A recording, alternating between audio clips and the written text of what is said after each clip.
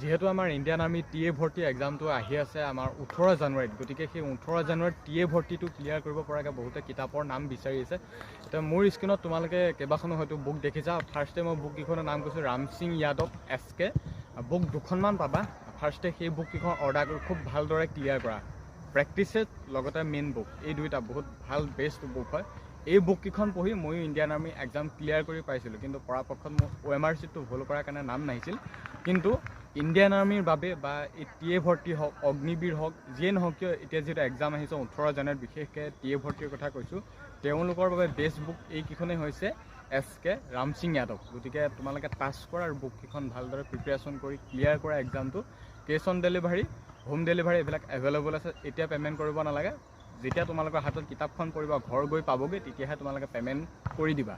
গতিকে ইমানেই আছিল ইণ্ডিয়ান আৰ্মি 18 জানুৱাৰীত হ'ব লগা এক্সামটোৰ ওপৰত এইকেইখনেই আছিল ভাল বা বেষ্ট বুক।